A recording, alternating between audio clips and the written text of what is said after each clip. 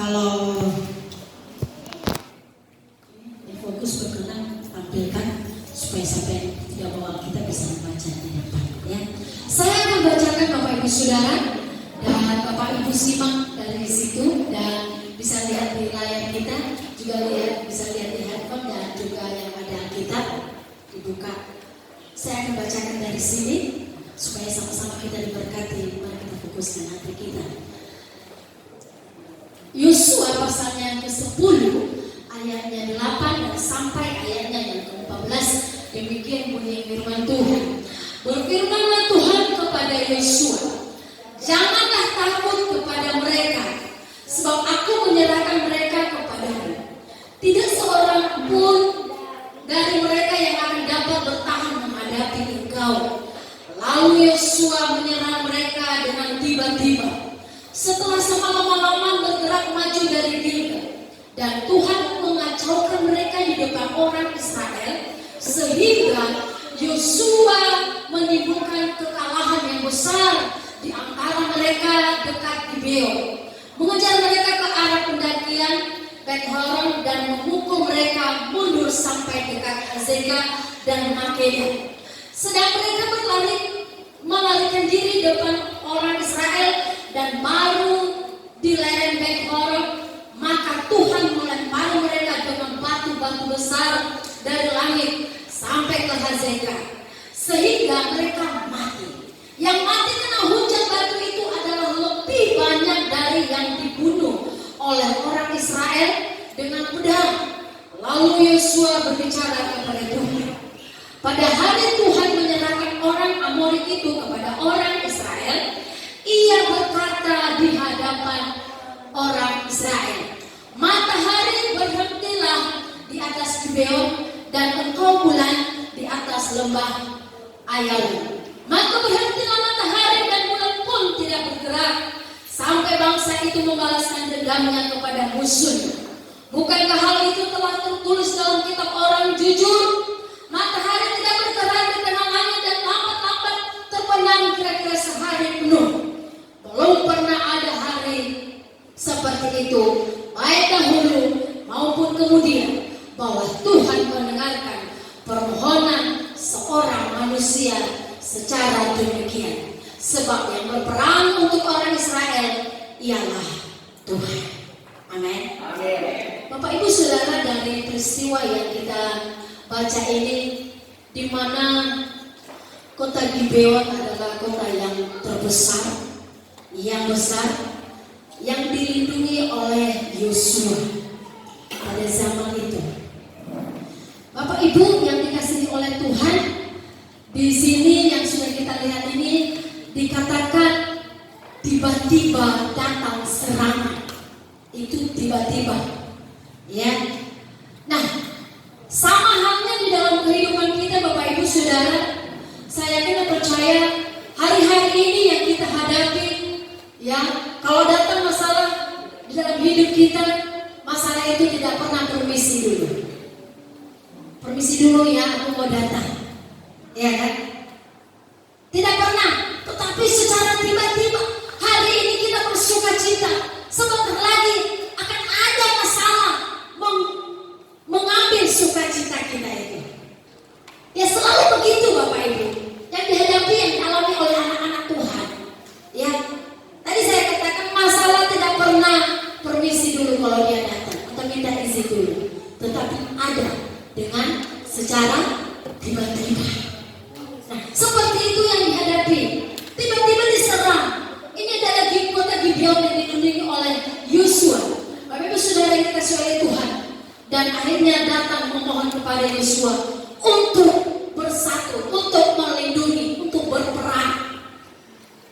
Bapak Ibu yang dikasihi oleh Tuhan, bagi kita pun yang menghadapi masalah yang seperti ini, yang tiba-tiba saja mengganggu kehidupan kita, yang tiba-tiba saja mengambil sukacita kita, yang tiba-tiba saja mengambil kebahagiaan kita, yang tiba-tiba saja mengacaukan pemikiran kita, yang tiba-tiba saja awal-awalnya tadi sudah bagus-bagus, tapi ujung-ujungnya membawa malapetaka, membawa masalah besar.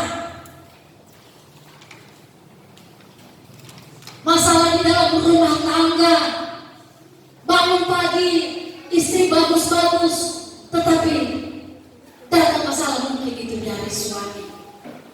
Atau suami bagus-bagus lalu datang istri, menimbulkan masalah.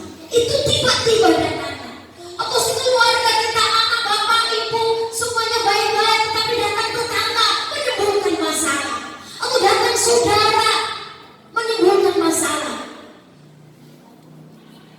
Kadang-kadang kurang baik kita di mata tetangga, di mata keluarga, di mata saudara. Kadang-kadang kurang baik. Itulah yang namanya masalah yang tiba-tiba saja datang. Dia tidak pernah memberitahu dulu, hari Jumat saya datang, kalian bersiap-siap. Tidak. Namun Bapak Ibu Saudaraku yang dikasihi oleh Tuhan, orang-orang yang mengandalkan Tuhan, saya percaya Tuhan memampukan kita menghadapi masalah-masalah tersebut. Saya mau memberikan tema bagi kita adalah di firman Tuhan ini menantang kemustahilan. Amin. Menantang kemustahilan. Maksudnya dari ayat yang sudah kita baca, di ayat yang ke-13, Yosua datang berdoa, itu tidak pernah terjadi. Ayat ini mengatakan, Alkitab mencatat bahwa tidak pernah terjadi matahari itu berhenti dulu dan sampai kapanpun. Itu kata ayat firman Tuhan, ya, itu dicatat. Gak akan terjadi, gak pernah terjadi dan tidak akan lagi terjadi. Tetapi kenapa terjadi? Bapak Ibu Saudara yang dikasihi itu, inilah yang menantang kemustahilan. Yang mustahil itu bagi manusia, bagi Tuhan itu bisa. Pemandangan mungkin banyak orang mau menyepelekan kehidupan kita. Alah, mana mungkin itu bisa terjadi di tengah-tengah keluarga itu. Mana mungkin hidupnya saja seperti ini. Tetapi bagi Tuhan bisa terjadi, Bapak Ibu Saudara yang dikasihi Tuhan. Namun Bapak Ibu Saudara yang dikasihi Tuhan, ada hal-hal yang harus kita percayai, ada hal-hal yang harus kita lakukan. Bukan berarti kalau kita mengatakan, oh bagi Tuhan tidak ada yang mustahil, itu terjadi. Namun perbuatan kita, kepercayaan kita, iman kita pun tidak pernah maju, tidak pernah berharap sepenuhnya kepada Tuhan, tidak pernah mengandalkan Tuhan dengan sungguh-sungguh. Itu juga tidak akan pernah terjadi.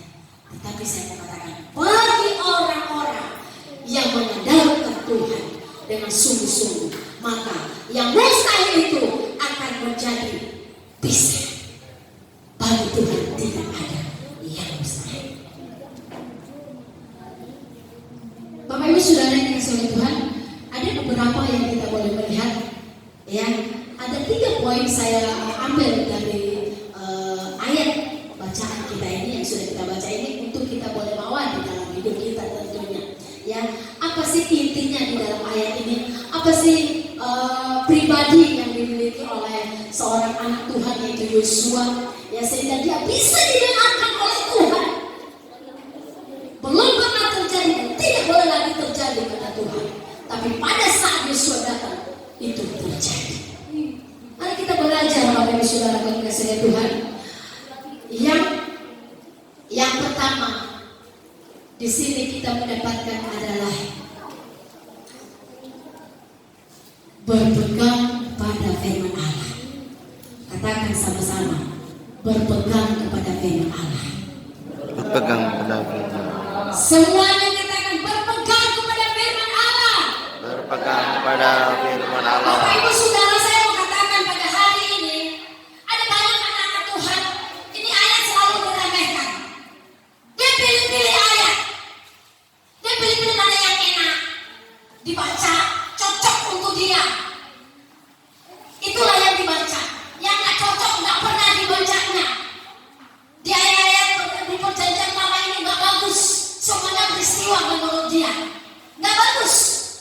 Ditutupnya terus, nggak pernah dibaca.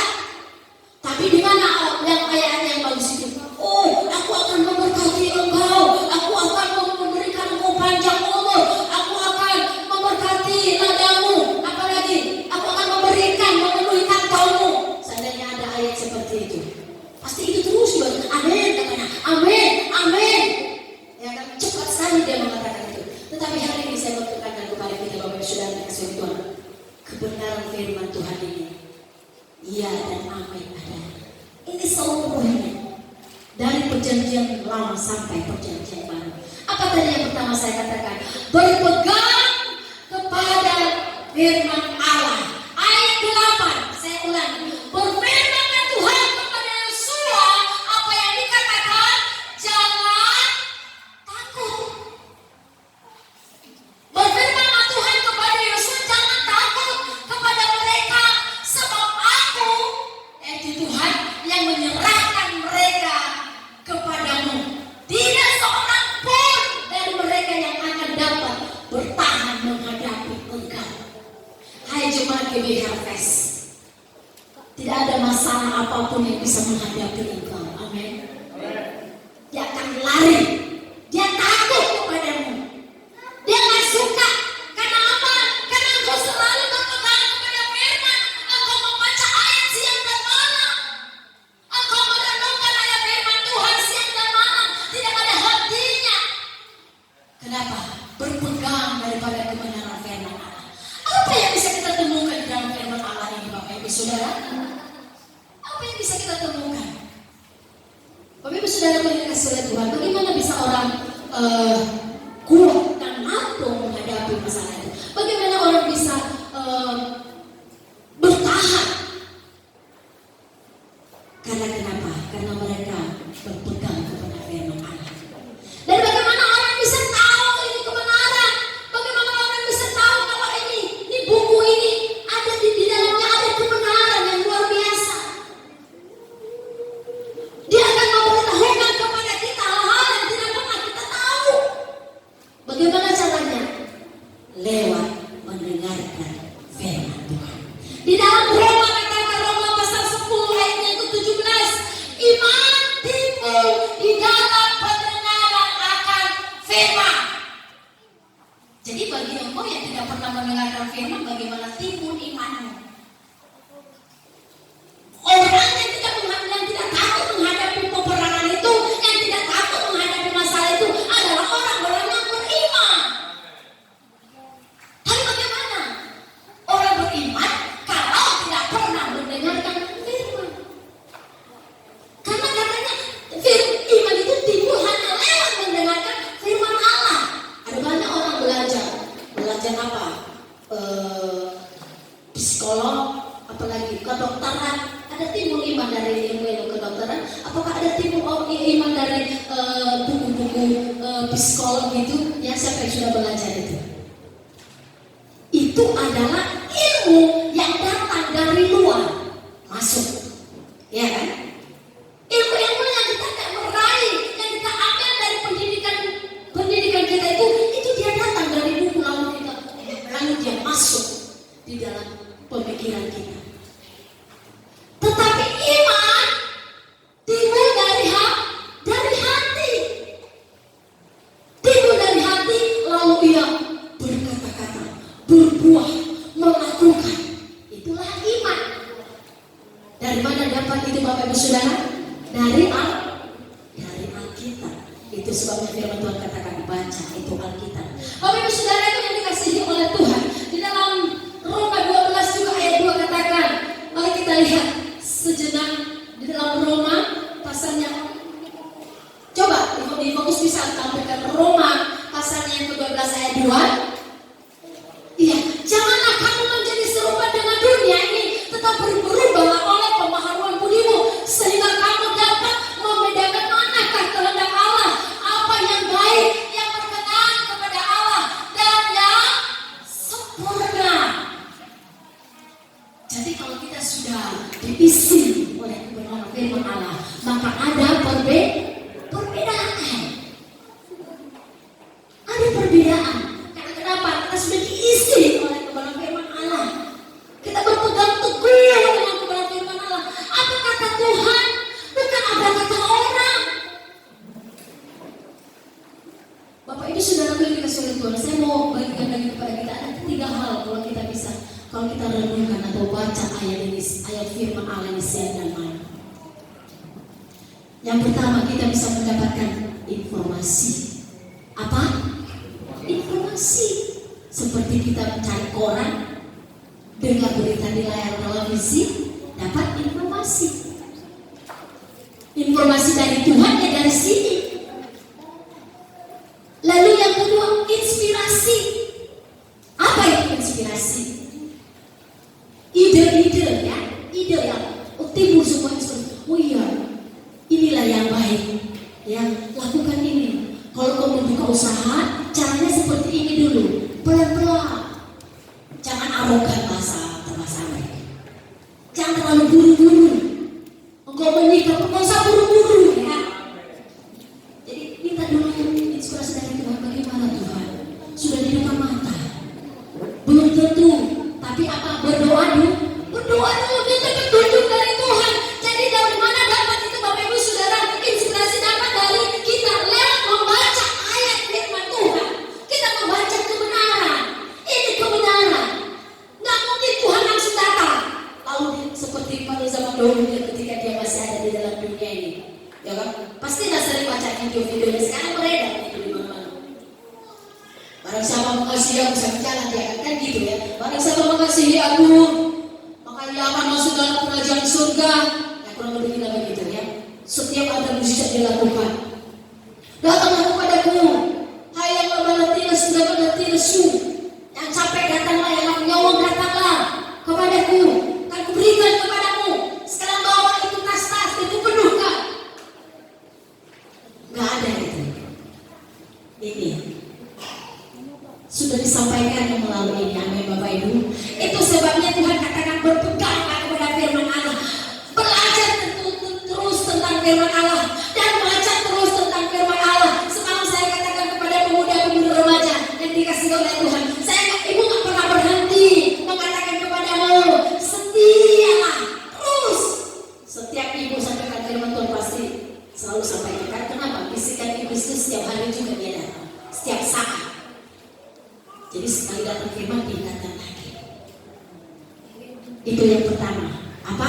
Berpegang kepada firman Allah. Bapak Ibu Saudara, nggak usah kita lama-lama. Ya. Yang kedua, berdoa dengan berani. Waduh, berdoa lagi. Bagaimana cara berdoa dengan berani? Hah? Ada yang tahu nggak berdoa dengan berani? Gimana sikap Bapak Ibu Saudara dengan kesulitan kalau berdoa? Bapak Ibu Saudara, saya mau kasih tahu doa saya. Kadang-kadang doa saya bertah. Kadang saya berdoa.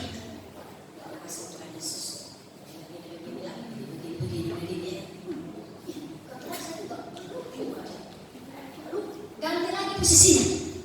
Besok ganti lagi posisinya. Tuhan Yesus ini loh. Ya, begitu. Lalu enggak juga. Akhirnya, oh ini kepala masuk lagi ke lantai. Oh Yesus, tolonglah. Ya, ya. Ini apa namanya? Dahi. Masuk ke lantai. Waktu saya pernah di asrama dulu, betul-betul apa ya? Saya nggak punya uang sabun lagi. Nggak ada uang sabun, uang Pepsodent punya nggak ada. Saya nggak pernah mengirim surat. Dulu kan saya ngasih surat sama orang tua atau sama saudaraku. Padahal sekarang mereka bisa ngasih sebenarnya. Tapi enggak. Saya ngirim suratnya sama Tuhan. Tuhan, tolonglah. Bagaimana caranya? Saya nggak punya sabun untuk mandi, untuk cuci baju. Bagaimana Tuhan? Tapi saya nggak bilang bagaimana. Saya cuma bisa. Engkau baik Tuhan. Iya, saya katakan begitu. Macam-macam saya buat sampai di atas. Betul Bapak Ibu Saudara. Ada tantangan. Uang saya tinggal 5.000. Lalu kami ibadah seperti ini. Tinggal 5.000. Betul sungguh ini mimbar ini. Tinggal 5.000. Tinggal 5.000. Kasih Pak lagi ditukar. Ya kan? Dulu pun enggak. Tukarannya 1.000 gopeng gitu ya. Susah kan menukarnya itu. Gereja besar. Tidak bisa lagi. Tapi ada pendeta kemarin bersaksi kepada kami. Ya, jangan mikir-mikir kalau berbuat baik sama Tuhan. Sama Tuhan kau usah mikir-mikir. Gimana ya? Kalau lewat persembahan itu di depan saya tanpa saya kasih, saya juga merasa berdosa. Tapi kalau saya kasih tinggal 5.000, nanti pulang saya pakai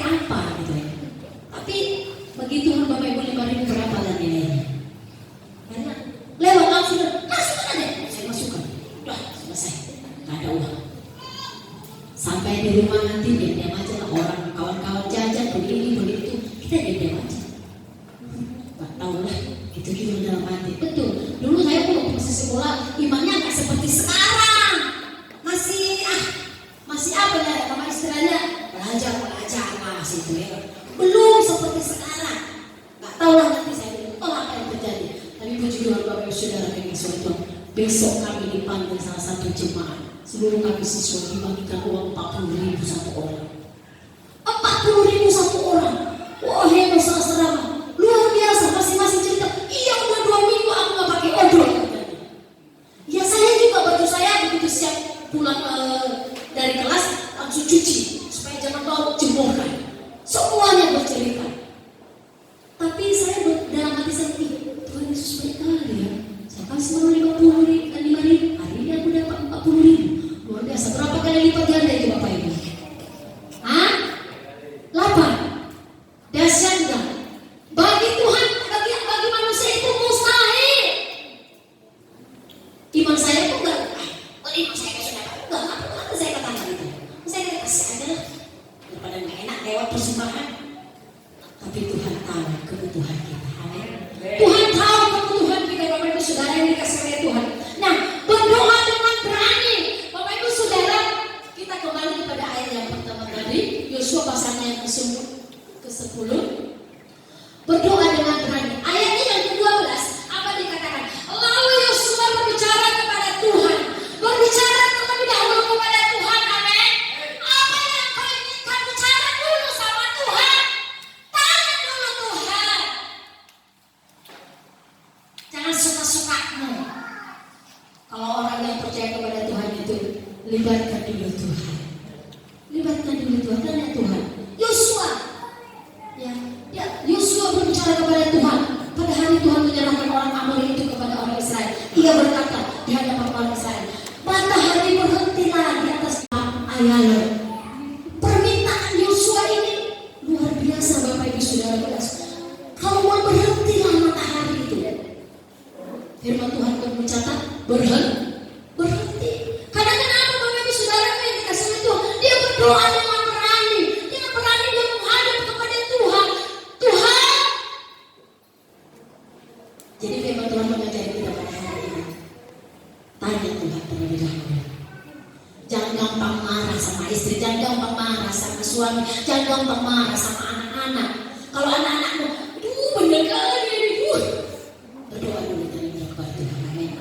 Karena anak-anak sekarang pun semakin dimarahi semakin bandel. Anak-anak juga demikian, jangan suka melawan orang tuamu. Tanya Tuhan dulu, kenapa mamaku ini cerebet terus? Padahal aku udah kerjakan ini, udah cuci piring, udah nyuci baju, udah bersihkan rumah, tapi masih belum juga dia bilang benar perbuatanmu anakku. Makanya berdoa juga sama Tuhan. Anak-anak juga perlu berdoa sama Tuhan. Perlu.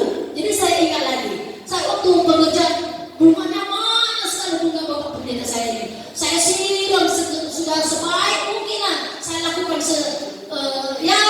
semampu saya. Tapi dia lewat nanti. Siapa yang nyiram di sini? Kenapa tanah ini tumpah? Padahal saya sudah berdoa, tolonglah supaya kembali itu jangan marah. Saya pelan. Tanah tumpah ada di permasalahan. Saya berdoa Tuhan besok saya siram bunga jangan sampai ada masalah ya Tuhan. Tolong saya, tuntut saya. Betul, bergantung betul kepada Tuhan. Bapak Ibu Saudara yang dikasihi oleh Tuhan. Apa masalahmu hari ini yang kuhadapi? Apa yang belum terwujud hari-hari ini? Jangan salahkan Tuhan. Kalau belum terjadi, tetapi tanya berdoa di dalam Tuhan. Jangan pernah berhenti berdoa. Amin. Apa kata Yeremia pasal 33 ayat 3 dikatakan, berserulah kepadaku. Ayo tampilkan Yeremia pasal 33 ayat 3. Berserulah kepadaku maka aku akan memberitahukan kepadamu. Berserulah kepadaku maka aku akan menjawab engkau dan akan memberitahukan kepadamu hal-hal yang besar. Hal-hal yang besar dan yang tidak terpahami, yakni hal-hal yang tidak kau ketahui. Banyak sekali hal-hal yang kita tidak duga dikerjakan oleh Tuhan dalam hidup kita. Banyak hal-hal yang tidak kita duga. Sungguh Bapak Ibu Saudara yang dikasihi oleh Tuhan, saya tidak pernah menyangka, saya tidak pernah punya rencana mau menikah, atau saya punya rencana punya suami orang Cina. Kata orang apa pun dia sama orang Cina itu katanya, kau kan jelek, kau hitam, orang dia segala macam lah. Kenapa kau mau sama dia? Ini tante bapak gubal ini. begitu. Kenapa kamu mau? Gak tahu ini saya bilang. Kok gak tahu sih? Jawabannya gitu aja, gak tahu. Iya, cerewet kali dia loh. Lalu ada ibu gembala bilang gini, nanti kamu dijadikannya pembantunya nanti di keluarga gak? Tapi puji Tuhan Bapak Ibu sampai sekarang justru dicari pembantu, bukan saya pembantu, dicari pembantu, amin. Puji Tuhan, Bapak Gembala kita memang baik, luar biasa. Haleluya. Saya tak pernah kerja apa-apa di luar dugaan kita. Orang bisa mengatakan ini dan itu. Bahaya nanti kamu itu. Kenapa kamu berteman dengan dia? Itu bahaya. Wahai saudara yang dikasihi Allah, kenapa kamu menikah dengan dia? Masa depan nanti hancur. Wahai saudara yang dikasihi Tuhan, tanya Tuhan, berdoa kepada Tuhan. Dia akan memberitahukan kepada kita. Ada banyak contoh-contoh di dalam Alkitab. Mungkin Bapak Ibu Saudara pernah mendengar dan pernah membaca seorang ibu Hana yang melahirkan yaitu Samuel. Ya luar biasa dia merasakan menghadapi madunya. Dia selalu dinangis. Perempuan apa tuh nggak bisa melahirkan? Menangis, sakit, pokoknya semua kata-katanya sakitkan. Kata-katanya menyakitkan Bapak Ibu. Lalu dia suatu hari dia berdoa dan dia punya madu. Orang-orang dulu kan kalau sekarang nggak boleh ya, anak Tuhan nggak boleh. Kalau dulu kan begitu, karena dia bisa punya anak lalu istri lagi.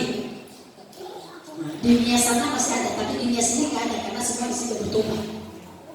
Ya, lalu dia berdoa sampai Nabi Eli memikirkan, menyangka dia itu seperti orang mabuk, sudah mabuk anggur. Itu kata firman Tuhan. Kenapa itu perempuannya? Dia bilang, aku bukan mabuk, Pak. Oh, saya bukan mabuk anggur. Tapi benar-benar saya lagi sakit hati. Saya lagi ingin menyampaikan doa saya kepada Tuhan. Apa doanya Bapak Ibu? Dia meminta seorang anak. Dikabulkan oleh Tuhan? Dikabulkan. Itulah yang namanya Samuel. Tapi dia mengajar, kalau Tuhan memberikan aku seorang anak, maka aku akan persembahkan dia kepada Tuhan. Begitulah yang langsung diantar ke rumah ini, ke rumah Nabi, ke rumah hamba Tuhan, ke rumah pendeta. Biar terdidik dia di sana. Benar dia lakukan apa itu. Saudara yang dikasihi oleh Tuhan, orang yang berdoa dengan berani itu pasti Tuhan jawab. Lalu Yabes, kita sering nyanyikan itu lah, Yabes, doa Yabes. Kiranya kamu berkati aku. Coba keluarkan itu di dalam Tawarikh, 1 Tawarikh pasalnya 4 ayat 9 sampai 10. Iya, ibunya mengatakan begini, kenapa aku memberi dia nama yaitu Yabes? Karena aku melahirkannya dengan kesakitan. Kalau orang-orang yang percaya Tuhan bisa katakan ini anak bawa sial. Pernah nggak dengar itu? Ini bawa sial, ini bikin malu aku saja. Orang menghina aku, kira-kira orang ini seperti itu Bapak Ibu Saudara yang dikasihi Tuhan. Tetapi Yabes berdoa begini. Ayat 9 aja dulu. Yabes lebih dimuliakan daripada saudara-saudaranya. Nama Yabes itu diberi ibunya kepadanya sebab katanya, aku telah melahirkan dia dengan kesakitan. Yabes berseru, ayat 10, kepada Allah Israel katanya, kiranya engkau memberkati aku berlimpah-limpah dan memperluas daerahku, dan kiranya tanganmu menyertai aku dan melindungi aku daripada malapetaka, sehingga kesakitan tidak menimpa aku, dan Allah mengabulkan permintaannya itu. Ingat itu, Allah mengabulkan permintaan itu. Nah, di sini yang mau saya bagikan kepada kita, Yabes berdoa tidak tanggung-tanggung. Dia berdoa dengan berani. Bukan sedikit-sedikit, perluaskan daerahku. Terserah orang mau bilang apa. Dia berdoa dengan berani Bapak Ibu Saudara. Dia benar-benar dia menyentuh hati Tuhan. Kalau boleh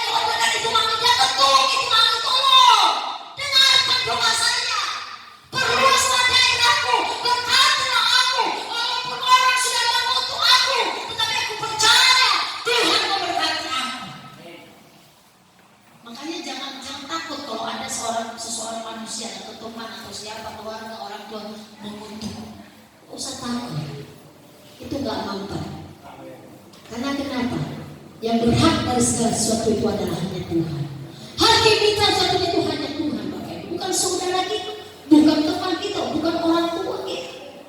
Hanya Tuhan. Makanya senangkan saja hati Tuhan. Jangan sampai Tuhan itu murka, itu saja. Amin, Bapak Ibu. Ya. Ada juga di dalam Markus katakan, ya, mintalah apa saja yang kau minta. Bahkan dikatakan di situ, sebelum engkau, dia hanya percaya saja. Anggap saja itu sudah terjadi. Itu kata kebenaran firman Tuhan. Bapak Ibu Saudara yang dikasihi Tuhan, yang kedua itu adalah berdoa dengan berani. Ya, berdoa dengan berani. Markus 11 ayat 24. Yang ketiga Bapak Ibu Saudara yang dikasihi oleh Tuhan, yaitu bertindak dengan tekun. Ayatnya yang ke-9, Yosua tadi ayat yang ke-9, bertindak dengan tekun, bersemangat. Ayat 9, lalu Yosua menyerang mereka dengan tiba-tiba. Setelah semalam-malaman bergerak maju dari Gilgal, semalam-malaman mereka sudah berjalan, semalam-malaman mereka sudah berjuang, ya.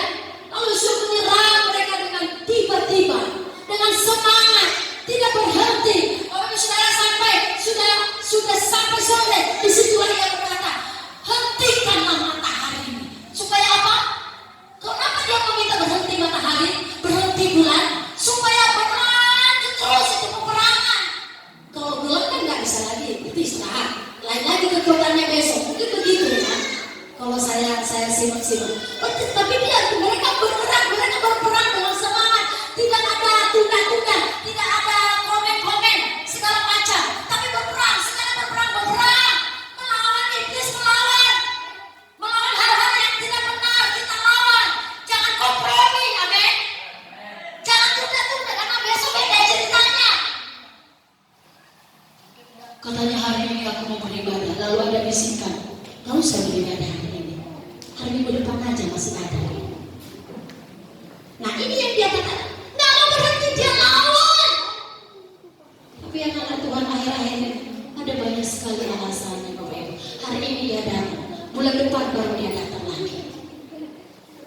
Sedih sekali. Ya, sekali sebulan ibadah. Bahkan ada yang sekali setahun ibadah. Bapak Ibu Saudara, saya mau sampaikan kepada kita, kalau kita rajin setia beribadah, bukan untuk saya, tapi untuk Bapak Ibu, untuk kita sendiri. Tapi hati saya memang sedih. Kalau ada Bapak Ibu, maaf ya Bu, hari ini aku nggak bisa ibadah. Kenapa? Ada urusan penting. Saya memang nggak apa-apa, tapi agak tergores sedikit. Kalau saya egois sih ya, nggak masalah lah. Iya kan? Tapi saya sangat peduli kepada Bapak Ibu. Saya sangat peduli kepada Bapak Ibu, kepada saudara-saudara semua. Saya sangat peduli. Karena kenapa? Tuhan begitu peduli akan kehidupan kita ini. Karena itu jangan coba cari-cari alasan. Ya, bertindak dengan tekun, semangat, melangkah dengan iman. Tanpa iman, perbuatan adalah pada hakikatnya mati. Tanpa iman, tanpa perbuatan, pada hakikatnya mati. Itu firman Tuhan yang mengatakan. Saya ingat ini udah mau berakhir ya. Saya ingat satu peristiwa Bapak Ibu Saudara yang dikasih oleh Tuhan untuk terjadinya mukjizat pada zaman Musa menuntun bangsa Israel untuk menyeberangi laut Teberau. Ya. Lalu apa yang terjadi di sana? Ada banyak kita sudah melihat dan mendengar itu. Yang Musa mengangkat tangannya dulu, lalu laut itu terbelah, kan begitu ya. Barulah bangsa Israel berjalan, ya, terbelah. Lalu bangsa Israel berjalan. Artinya apa itu Bapak Ibu Saudara? Mukjizat dulu terjadi, baru mereka bertindak. Tetapi berbeda pada zaman Yosua. Ini terakhir ya, sama saya. Kita mundur dalam Yosua pasal yang ketiga. Ada itu ayatnya. Zaman Yosua berbeda.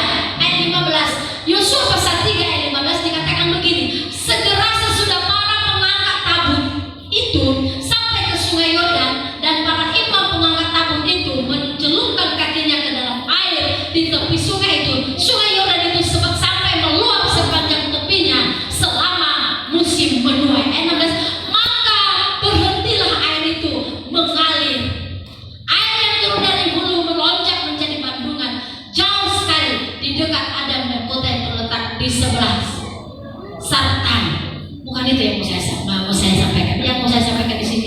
di dalam ayat yang ke-16 itu bagian A. Bapak Ibu Saudara yang kasih Tuhan, mereka melangkahkan kaki dulu. Itu di ayat itu banjir. Ada datang banjir di bawah sehingga meluaplah itu air dan tidak bisa mereka melewati. Mereka sedang mengangkat tabut perjanjian pada waktu itu, Bapak Ibu Saudara. Ini kisah di perjanjian lama. Mereka sedang mengangkat tabut perjanjian itu, lalu mereka melewat, tidak bisa lewat. Tetapi mereka tidak mau berpikir, mereka bergerak saja, bergerak. Begitu mereka ulurkan kaki, firman Tuhan mencatat, itu air berhenti. Apa artinya? Terkadang dalam hidup kita, Bapak Ibu Saudara yang dikasihi oleh Tuhan, kita melangkah dulu supaya apa? Supaya ada mukjizat. Amin. Kita berdoa dulu biar ada mukjizat. Lalu kalau misalnya masalah duluan, baru ada mukjizat. Atau mukjizat duluan baru ada masalah, ya. Mukjizat duluan baru ada masalah. Berarti tidak bisa kita ukur. Kemungkinan kalau mukjizat itu kecil, tiba-tiba masalahnya besar yang datang. Tak sesuai. Ya kan, tak sesuai. Lebih bagus masalahnya besar supaya nanti mukjizatnya juga apa? Besar. Amin, Bapak Ibu Saudara. Iya, masalah besar, mukjizatnya juga akan besar. Masalahnya kecil, mukjizatnya juga akan kecil. Masalahnya sedang, mukjizatnya juga akan sedang. Nah ini, Bapak Ibu Saudara yang dikasihi oleh Tuhan, bertindak dengan tegur. Bapak Ibu Saudara, di zaman Yosua, mereka bergerak terlebih dahulu. Ya, firman Tuhan katakan, iman tanpa perbuatan pada hakikatnya adalah mati. Artinya bergerak terlebih dahulu. Lakukan. Ada perbuatan. Harus ada perbuatan, ya, supaya ada mukjizat. Apa yang kita dapatkan di dalam ayat firman Allah ini, Bapak Ibu Saudara yang dikasihi oleh Tuhan? Yang ketiga ini kita boleh bawa di dalam kehidupan kita. Yang pertama sekali, berpeganglah kepada firman Allah apapun yang kita hadapi. Dan yang kedua berdoalah dengan berani. Ya, berdoa dengan berani, meminta, memohon. Ya, mungkin sakit penyakit yang sudah divonis, mohonlah kepada Tuhan. Mintalah kepada Tuhan dengan berani, berdoa kepada Tuhan dengan berani. Percaya, aku sembuh. Tuhan akan lakukan dalam kehidupan kita. Kita menanggap kemustahilan itu bagi Tuhan tidak ada yang mustahil. Firman Tuhan, Bapak Ibu Saudara yang kasih Tuhan. Dan yang ketiga, bertindaklah dengan tekun. Tekun dalam arti jangan ada bosan-bosannya, jangan berhenti, jangan ada kata capek, tapi terus, jangan ada kata bosan, terus bertekun. Datang setia kepada Tuhan. Puji nama Tuhan, Bapak Ibu Saudara yang dikasihi oleh Tuhan, untuk firman Allah. Sampai di sini boleh saya sampaikan kepada kita. Kiranya Tuhan memberikan kita lebih lagi boleh mengerti kepada firman Allah ini. Tuhan Yesus senantiasa memberkati kehidupan kita. Kita berdoa kepada Tuhan dalam Roh Kudus-Nya yang selalu memberikan keluasan lagi bagi kita, agar kita semakin mengerti akan firman Allah ini. Apapun yang menjadi masalah kehidupan kita, problem kita hari-hari ini, kita berpegang kepada firman Tuhan. Kita berdoa dengan berani kepada Tuhan, dan kita juga akan bertindak kepada Tuhan. Tuhan akan lakukan mukjizat-mukjizat itu dalam hidup kita.